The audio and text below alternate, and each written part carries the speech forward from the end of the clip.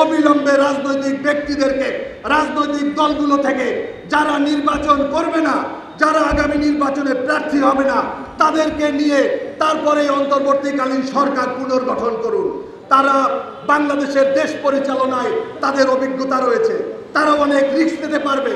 আপনারা দেখেছি যে বিভিন্ন এনজিওর প্রধানদেরকে নিয়ে একটা এনজিও মার্কা সরকার করা হয়েছে। এই এনজিও মার্কা সরকার দিয়ে বাংলাদেশের মানুষের অধিকার প্রতিষ্ঠার জন্য কতটুকু সফল হবে তা নিয়ে আমরা সন্দিহান রয়েছি।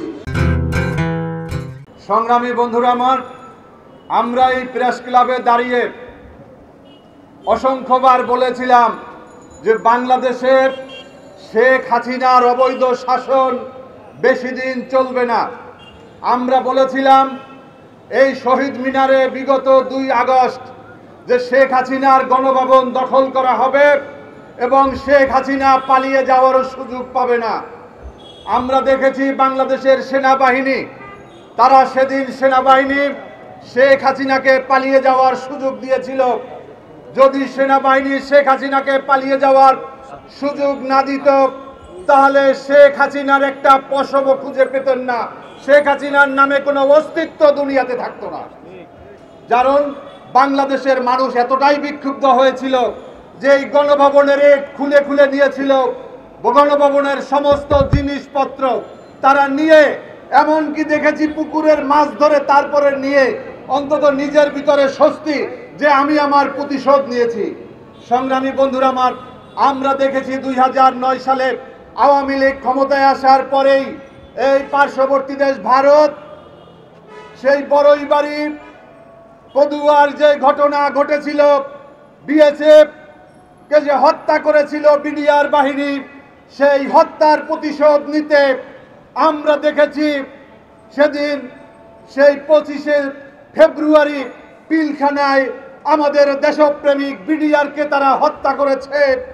আমাদের বিডিআরের সেই সেনাবাহিনীর 57 জন কর্মকর্তাকে তারা গুলি করে হত্যা করে তাদেরকে সেই ময়লার আবর্জনার ভাগাড় দিয়ে তারপরে আমরা দেখেছি বুড়িগঙ্গায় গিয়েছে। এই হত্যার সাথে জড়িত ছিল ভারত, এই হত্যার সাথে জড়িত ছিল আওয়ামী লীগ, এই হত্যার সাথে সরকার জড়িত ছিল। আমরা অবিলম্বে এই পিলখানা হত্যাকাণ্ডের বিচার শুরু করার আহ্বান জানাই। আমাদের আজকের এই সমাবেশ খুবই অল্প সময় আমরা সিদ্ধান্ত নিয়েছি।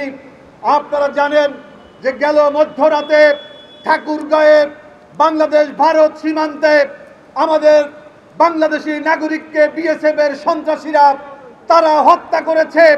আমাদের ভাইদেরকে হত্যা করে তারা হত্যার মহোৎসব করছে। এভাবে একটি দেশ চলতে পারে না। ভারত বাংলাদেশের সাথে বিগত দিনগুলোতে যে তাদের যেই পরিচয় দিয়েছে, এটা কোনো প্রতিবেশীর কোনো পরিচয় তারা দেয়নি। তারা একটা সন্ত্রাসী জঙ্গি রাষ্ট্রের ভূমিকা রেখেছে। সংগ্রামী বন্ধুরা আমার, আমরা ভারতকে পরিষ্কারভাবে বলতে চাই, আর একটা বাংলাদেশি নাগরিককে হত্যা করলে আমরা সীমান্তের লং মার্চ ঘোষণা করব। আজকে আমাদের এই সভা থেকে আগামী 15 তারিখে আমরা পররাষ্ট্র মন্ত্রণালয় স্মারকলিপি প্রদান করব। আজকের এই সভা থেকে বলতে চাই, আগামী 25 তারিখের মধ্যে সীমান্ত হত্যা নিয়ে বর্তমান অন্তর্বর্তীকালীন সরকার যদি পদক্ষেপ না নেয় আমরা ভারতীয় হাই কমিশন ঘেরাও করব। সংগ্রামী বন্ধুরা আমার, আমরা জানি যে বাংলাদেশের এই বিরাজমান সমস্যা আজকে শুধু নয়, এটাকে আমরা অতি দ্রুত বাংলাদেশের যে নিযুক্ত ভারতীয় হাই কমিশনার রয়েছে তাকে তলব করে তারপরে তার ব্যাখ্যা চাইতে হবে। কেন বাংলাদেশি মানুষকে হত্যা করা হচ্ছে? তারা কথায় কথায় বলে তারা চোরাচার কারবারিদেরকে তারা হত্যা করে, তারা বলে সমস্ত মানুষের আইনের অধিকার রয়েছে, সমস্ত গণহত্যার দায় আজকে তারা ভারত নিজেদের ঘাড়ে তুলে নিয়েছে। সংগ্রামী বন্ধুরা আমার, তাদেরকে বলতে চাই, বাংলাদেশ সীমান্তে আর কোনো মানুষকে হত্যার সাহস দেখাবেন না। আপনাদের স্বাধীনতার 50 বছরে কয়েক হাজার মানুষকে আপনারা সীমান্তে হত্যা করেছেন। আমাদের বিগত আওয়ামী লীগ সরকারের এমপি মন্ত্রীরা বলেছে ভারতের সাথে আমাদের রক্তের সম্পর্ক, ভারতের সাথে নাকি আওয়ামী লীগের স্বামী স্ত্রীর সম্পর্ক। হ্যাঁ, আমরা দেখতে পেরেছি শেখ হাসিনার পতনের পরে শেখ হাসিনা গিয়ে আশ্রয় নিয়েছে এই ভারতে, এই মোদির কাছে গিয়ে তিনি আশ্রয় নিয়েছে। আমরা অবিলম্বে বলবো, আমরা দেখেছিলাম কথিত শেখ মুজিব হত্যার আসামিদেরকে ভারত থেকে ফিরিয়ে আনা হয়েছিল। ঠিক একইভাবে বাংলাদেশের গণহত্যার দায়ে ইতিমধ্যে কয়েকশো মামলা হয়েছে যার নামে। সেই শেখ হাসিনাকে বাংলাদেশে ফিরিয়ে এনে এই গণহত্যার বিচার করতে হবে। আওয়ামী লীগকে নিষিদ্ধ করতে হবে। আওয়ামী লীগ, যুবলীগ, ছাত্রলীগের বাংলাদেশে রাজনীতি করার কোনো অধিকার নাই বন্ধুরা। পাশাপাশি বলতে চাই, ভারত বাংলাদেশের তিন দিকে অবস্থান করছে। আমাদের পশ্চিমে বলেন, আমাদের উত্তরে বলেন, আমাদের পূর্বে বলেন, তিন দিকে আমাদের ভারত। আমরা সবসময় একটা জিনিসে বিশ্বাস করি যে প্রতিবেশীর সাথে সৎ আচরণ করতে হবে, প্রতিবেশীর সাথে আমাদের প্রতিবেশী সুলভ আচরণ করতে হবে। কিন্তু আমরা দেখেছি চোরে না শোনে ধর্মের কাহিনী। আমরা যতই ভারতকে বলি সীমান্তে বাংলাদেশিদেরকে হত্যা করবেন না, তারা এগুলা কোনোভাবে কর্ণপাত করে না।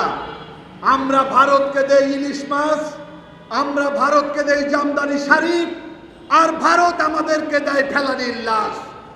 আপনারা জানেন যে দুনিয়ার এমন কোনো দেশ নাই যেখানে মানুষকে হত্যা করে কাঁটাতারে তারপরে ঝুলিয়ে রাখার ইতিহাস আছে। কিন্তু আমরা দেখেছি যে বাংলাদেশ ভারত সীমান্তে কাঁটাতারের উপরে ফেলানিকে হত্যা করে কিভাবে তাকে ঝুলিয়ে রাখা হয়েছিল, আজকে পর্যন্ত এই হত্যার বিচার আমরা পাই নাই।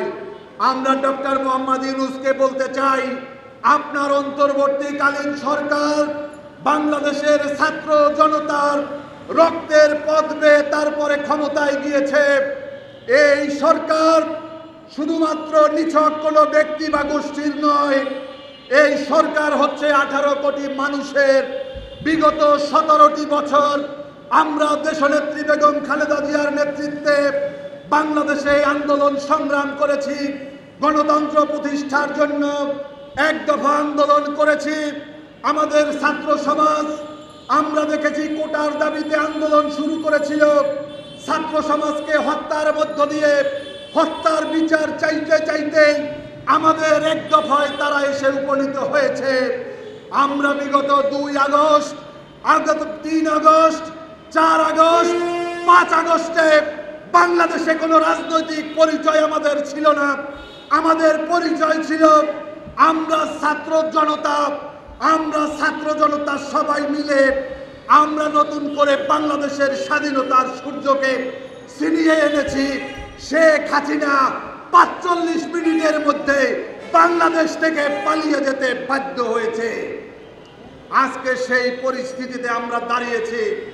আজকে ডক্টর মোহাম্মদ ইউনূসকে বলতে চাই, আপনার এই অন্তর্বর্তীকালীন সরকারকে প্রশ্নবিদ্ধ করার জন্য, আপনাকে ব্যর্থ প্রমাণ করার জন্য আজকে প্রতিবেশী দেশে বসে শেখ হাসিনা আমেরিকায় বসে বুঝাবুঝির জয়, আজকে তারা বিভিন্নভাবে এই সরকারের বিরুদ্ধে প্রোপাগান্ডায় নেমেছে, ষড়যন্ত্রে নেমেছে। এই ষড়যন্ত্রের বীজ দাঁতকে ভেঙে দিতে হবে। বাংলাদেশের কোনো মিডিয়ায়, বাংলাদেশের কোনো গণমাধ্যমে শেখ হাসিনা, সজীব ওজের জয়, আওয়ামী লীগের কোনো নেতাদের কোনো বক্তব্য বিবৃতি ছাপতে দেওয়া যাবে না, সম্প্রচার করতে দেওয়া যাবে না। কারণ তারা মানবতা বিরোধী অপরাধে জড়িত, কারণ তারা বাংলাদেশের মানুষকে পাখির মতো তারা হত্যা করেছে। এই গণহত্যাকারী আওয়ামী লীগের একমাত্র শাস্তি হচ্ছে তাদেরকে বাংলাদেশের রাজনীতি থেকে নিষিদ্ধ করে দেওয়া। আমরা আহ্বান জানাই অন্তর্বর্তীকালীন সরকারকে, আপনারা অবিলম্বে বাংলাদেশের রাজনৈতিক দলগুলোর সাথে বসেন। শুধু মুখ চিনে চিনে রাজনৈতিক দলকে ডেকে আপনারা যে এই কাজ শুরু করেছেন তা দিয়ে শেষ হবে না। সমস্ত রাজনৈতিক দলকে ডাকতে হবে, যারা রাজপথে সোচ্চার রয়েছে, রাজপথে যারা সক্রিয় রয়েছে, তাদেরকে নিয়ে তারপরে আপনারা গোলটেবিল বৈঠক ডাকুন অবিলম্বে। এবং প্রতিবেশী দেশের সমস্ত আগ্রাসন, পানি আগ্রাসন, সীমান্ত আগ্রাসন, আকাশ আগ্রাসন, আমাদের সেই অপসংস্কৃতি রাজনীতির আগ্রাসন, সমস্ত আগ্রাসনের বিরুদ্ধে আপনাদেরকে পদক্ষেপ নিতে হবে। আজকে আমরা নতুন করে স্বাধীন করেছি আমাদের বাংলাদেশে প্রায় 8 কোটি মানুষ বেকার, সদ্য বেকার, আজকে নিম্নবিত্ত মানুষ, আজকে মধ্যবিত্ত মানুষ, আজকে তারা চোখে সর্ষে ফুল দেখছে দ্রব্যমূল্যের লাগামহীন ঊর্ধ্বগতির কারণে। আমরা এখনো না বিশ্বাস আমাদের। আমরা ভেবেছিলাম আওয়ামী লীগ ক্ষমতায় থেকে পরাজয়ের পরে আমরা হয়তো বাংলাদেশের গরিব মানুষ, আমাদের খেটে খাওয়া মানুষগুলো আমরা হয়তো দুমুঠো ভাত, দুমুঠো ডাল দিয়ে ভাত খাওয়ার আমাদের সুযোগ হবে। কিন্তু বিগত 1 মাসে এই অন্তর্বর্তীকালীন সরকার এখন পর্যন্ত দ্রব্যমূল্য নিয়ে কোনো কাজ তারা সফলভাবে করতে পারেনি। তারা এখন পর্যন্ত দ্রব্যমূল্য নিয়ন্ত্রণে ব্যর্থ হয়েছে। আমরা বলতে চাই 1 মাস কোনো বিশেষ কোনো সময় নাই, এখনো সময় আছে। আপনারা এই শুধুমাত্র অরাজনৈতিক ব্যক্তিদেরকে নিয়ে সরকার পরিচালনার যে উদ্যোগ নিয়েছেন এ দিয়ে আপনারা সফল হবেন না। অবিলম্বে রাজনৈতিক ব্যক্তিদেরকে, রাজনৈতিক দলগুলো থেকে যারা নির্বাচন করবে না, যারা আগামী নির্বাচনে প্রার্থী হবে না, তাদেরকে নিয়ে তারপরে অন্তর্বর্তীকালীন সরকার পুনর্গঠন করুন। তারা বাংলাদেশের দেশ পরিচালনায় তাদের অভিজ্ঞতা রয়েছে, তারা অনেক রিস্ক নিতে পারবে। আপনারা দেখেছি যে বিভিন্ন এনজিওর প্রধানদেরকে নিয়ে একটা এনজিও মার্কা সরকার করা হয়েছে। এই এনজিও মার্কা সরকার দিয়ে বাংলাদেশের মানুষের অধিকার প্রতিষ্ঠার জন্য কতটুকু সফল হবে তা নিয়ে আমরা সন্দিহান রয়েছি। আমাদের বক্তব্য, এদেশের যারা বিগত সময়ে দেশ পরিচালনা করেছে, যেই সমস্ত রাজনৈতিক শক্তি রয়েছে, যুব সমাজের প্রতিনিধি রয়েছে, ইতিমধ্যে ছাত্র প্রতিনিধিরা তারা তাদের যোগ্যতার প্রমাণ করেছে, তারা সফল হয়েছে। যার কারণে সমস্ত রাজনৈতিক শক্তিকে সম্মিলন ঘটিয়ে তারপরে এই সরকারের পুনর্গঠন করে আমরা চাই সুনির্দিষ্ট কিছু বিষয়ে তারা কিছুর সংস্কার করবে। আমরা রাজনৈতিক দলগুলোকে বলতে চাই, নির্বাচনের জন্য কেউ অস্থির হবেন না, আবার নির্বাচনের জন্য কাউকে আমরা কিয়ামত পর্যন্ত সময় দিতেও রাজি নই। একটা সুনির্দিষ্ট তাদেরকে বলতে হবে তারা কি কি সংস্কার করতে চায়, তারা বাংলাদেশের রাজনীতির সংস্কার কি চায়, তারা নির্বাচনের সংস্কার কি চায়, নির্বাচন কমিশন কিভাবে গঠন করতে চায়, বাংলাদেশকে দুর্নীতিমুক্ত করতে তারা কি করতে চায়, বিদেশ থেকে অর্থ পাচারকৃত অর্থ কিভাবে ফিরিয়ে আনতে চায়।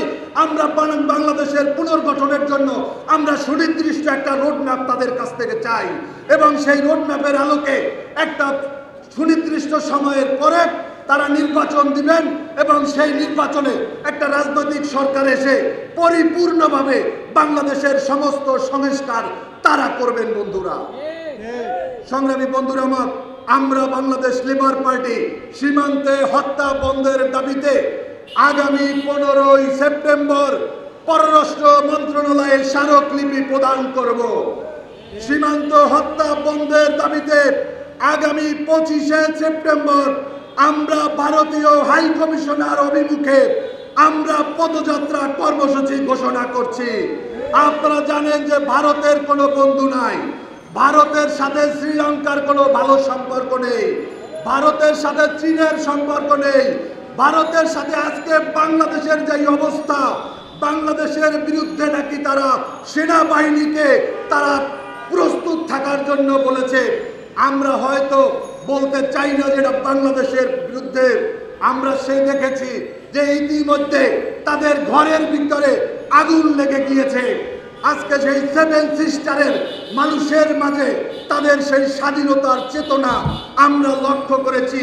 আমরা যারা বাংলাদেশের জনগণ, আমাদের পবিত্র সংবিধানের ভিতরে উল্লেখ করা আছে যেই সমস্ত রাষ্ট্রে, যেই সমস্ত দেশের জনগণ স্বাধীনতা চাইবে, বাংলাদেশ রাষ্ট্র হিসাবে তাদের পাশে দাঁড়াবে। আমরা বলতে চাই শুধু 7 সিস্টার নয়, বিশ্বের যেখানেই মানুষ স্বাধীনতা চায়, যেখানেই মুক্তি চায়, সেখানে আমাদের বাংলাদেশের সরকারের উচিত হবে তাদের পাশে দাঁড়ানো। আপনারা দেখেছেন ইতিমধ্যে শ্রীলঙ্কার সাথে তাদের সম্পর্ক শেষ, তাদের সাথে আমরা দেখেছি আফগানিস্তানের সম্পর্ক নেই, তাদের সাথে পাকিস্তানের সম্পর্ক ভালো নয়, মিয়ানমারের সাথে সম্পর্ক ভালো নয়, চীনের সাথে সম্পর্ক ভালো নয়। এই ভারতকে একঘরে করতে হবে, কারণ তারা হত্যাকারীর দোসর এবং সীমান্ত হত্যাকারী। এবং এই মোদির বিরুদ্ধে আমরা অন্তর্বর্তীকালীন সরকারকে বলবো, অবিলম্বে জাতিসংঘের দৃষ্টি আকর্ষণ করে জাতিসংঘের সহযোগিতায় আপনারা আন্তর্জাতিক আদালতে যান এবং আমাদের সীমান্তে বাংলাদেশি একটা মানুষের জীবনও যেন না যায়। এবং বিজিবি ভাইদের বলবো, আপনাদের আমরা অনেক দেখেছি সীমান্তে আপনারা কাগজে বাঘ, আর বিগত আন্দোলনের সময়ে আমার ভাইয়ের মুখে কিভাবে গুলি করেছেন, আমার ছাত্র ভাইদেরকে কিভাবে হত্যা করেছেন আমরা দেখেছি। বিগত 17টি বছর এই শেখ হাসিনার নির্দেশে কিভাবে আমাদের উপরে আপনারা জঘন্যভাবে আপনারা স্টিম রোল চালিয়েছেন, গুলি করেছেন, বুক ঝাঁঝরা করেছেন। আপনারা এখন সীমান্তে একটা বাংলাদেশিকে হত্যা করলে 3 জন বিএসএফকে হত্যা করতে হবে, একজন বাংলাদেশিকে হত্যা করলে 3 জন ভারতীয় নাগরিককে হত্যা করতে হবে, তা না হলে তাদেরকে কাঠগড়ায় দাঁড়ানোর ব্যবস্থা করতে হবে। আমি আন্দোলন সংগ্রামে আপনাদের যারা এখানে উপস্থিত আছেন, দলীয় নেতাকর্মী এবং দেশপ্রেমিক জনগণ, বাংলাদেশের জনগণ ঐক্যবদ্ধ হলে কি করতে পারে, কি হতে পারে 5 তারিখে আপনারা দেখেছেন।